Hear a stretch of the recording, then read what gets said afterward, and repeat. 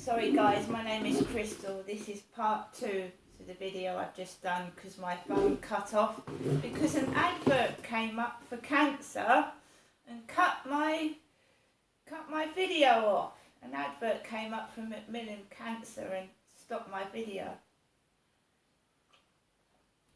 So while my neighbour is out upstairs, he's gone out with his kids. One of his kids has got a grey towel like that my son uses when he sunbathes and we go out together. I have a barrage of messages from WhatsApp, and I've had 2 men contact me that saw me in 2016, 5 years ago, from vivastreet. One of them was a bald man, very bald, a Bolivian guy, with a beauty spot on his face, like a big mole, and he's extremely big, and he looks like one of the men that's in this flat. Exactly the same look, and this guy in the flat's got a girlfriend with black hair, kids, and a chihuahua like mine, Max. Same colour, same height. Right? So this Bolivian guy has tried to contact me 4 times and try and persuade me to bring him back to my flat, and I've said no. He did it once. He went, "I met you, I enjoyed our time together, I want to come back." I said no. And then he did it again. I said no. And then he did it again. I said no, thank you. And then he did it again and I said no again. So they try and persuade you to bring them back to your flat. They don't want to be your boyfriend. They don't want to take you out to lunch. They want to abuse your body, have sex with you and use you. I don't know whether it's for porn, someone needs money. I've already had 2 lots of money taken out of my bank account due to fraud. They can come into your flat, they can steal your money, they can steal your card, they can do you significant harm. As Christina Moore said out of Murder and Analyse, they can kill you. Especially if someone's got a grudge against you, they don't like you, or that they can't be with you themselves, so they're sending other men in replacement of them, either because you've turned them down at some point or they're too much of a coward to meet you themselves, which I believe is the case here, that someone is sending these men, or had been, to me because I'd either turned them down or they had a grudge against me. I was being sexually abused. These men were not nice. They were pulling my hair, they were hitting me, and some of them were violently sexually using my body, right? Some of them were homosexual. The guy that assaulted me at Go Train in the kitchen was homosexual or bisexual. He was wearing women's underwear. So some of them were violent homosexual attacks on me, a woman, by, I believe, homosexual men. 3 or 4 of these chaps were called Dave. They were calling themselves Dave. You can see I'm a woman. I mean, do you know what I mean? So I suffered. Carl was rough. The guy I had been introduced to was rough. He was a serious drug addict and an alcohol abuser, right? 2016, I cleaned my life out. I got rid of these men. It was a sort of addiction, like drink, like drugs. I was lonely. I wanted human company. I wanted a guy to take me out, to treat me like a woman, not violently assault me like a man. And I don't want it happening again. And as you well know, the police, whenever I've called them out or asked them to help me, they've treated me like I'm a mentally ill patient and have just left me to be violently abused again by men, including my own father, who, I have to say allegedly, raped me in a caravan park after I said no.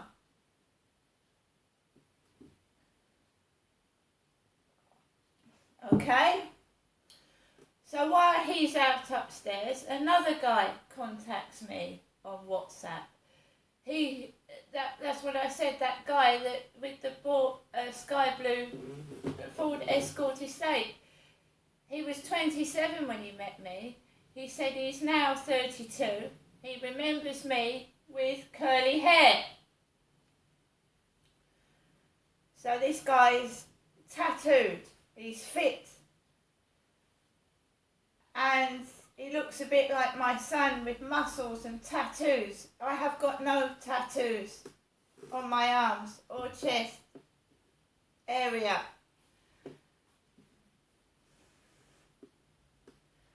This one tries to get information out of me. I don't give him, I ask him questions. Because the guy that came out to me was a weed smoker. So maybe this guy has cleaned up his act. Maybe he has been to the gym and got tattoos. But he still smoked drugs when he met me. He still was dirty and unclean when he met me in 2016. Right, I remember. And another guy I met was called Graham, who always put a big X after his messages. And he was married when I met him. And that relationship for 2 or 3 years was purely platonic. No sex at all. And that guy left me 2 months before my 50th birthday. Graham, I haven't seen him for 4 years, not 5, 4 I haven't seen Graham. Yes, he used to pay for my shopping. He used to take me out to Maidstone, to pubs. It's all in my diaries. So, I mean, is he stalking me through texting and WhatsApp? Because I've given that life up. I've been on my own since 2016. I haven't had a sexual relationship in 6 years. So when I got a message from somebody saying, you can be my slut, because this is how the guy views women, as dirty sluts, he wanted me to be his slut. Anyway, after this bloke has called me, asked me to meet again, he really wants to see me again. And remember, these men are going to come back right underneath the neighbour upstairs flat, right underneath him. If I brought them back, they'd be right underneath. After he said, I remember you had curly hair, my neighbour parks down the bottom end of the flats, gets out in his Puma top, white, and his Audi P shopping bag, walks up to the flats and comes in after I get all this from WhatsApp. Then I go out and take Max out, and there's a bloke, younger, with a shaved head, but the same colour hair as him upstairs, walking a curly-haired dog by his side, by me. A curly-haired dog.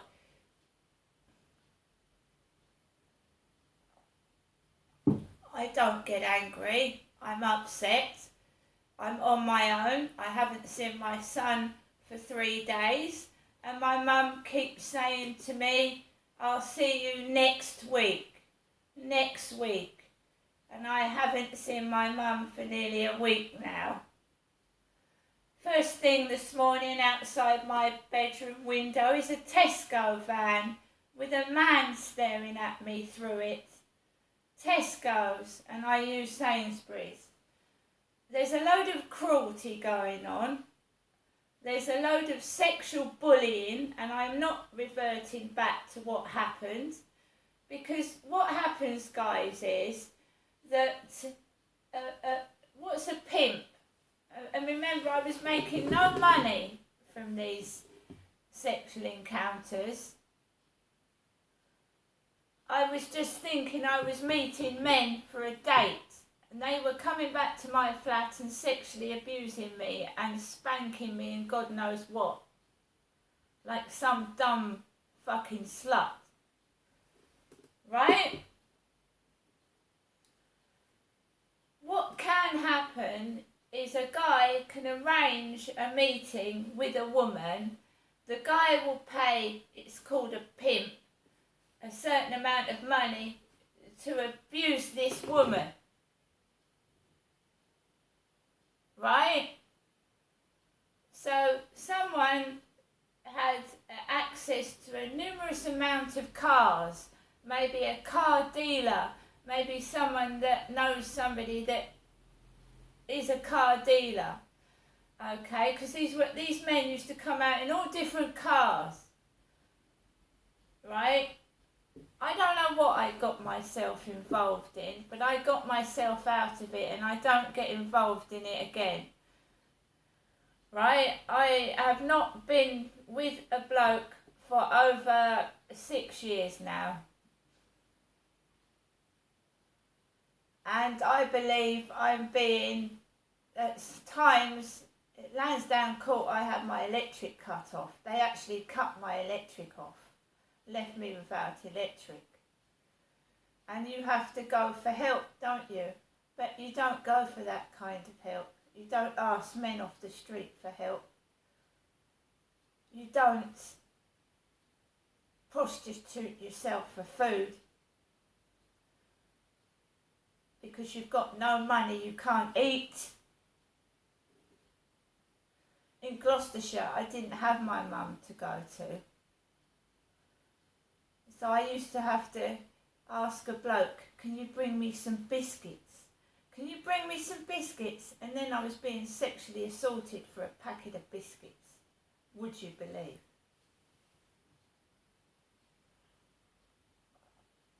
That life has gone.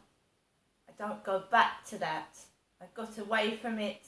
This I thought was a brand new start in a big flat. And as soon as I move in here, I'm bullied for an unknown reason by a man I don't even know. Right guys, I am going to finish my coffee, get on with what I'm doing, but I am just a 53-year-old woman, okay, who was in 2014, 15, 16, just looking for an ordinary life, a boyfriend to settle down with, and I've been sent the most horrendous, in quotes, thugs, bullies, that have set upon a woman. See you later.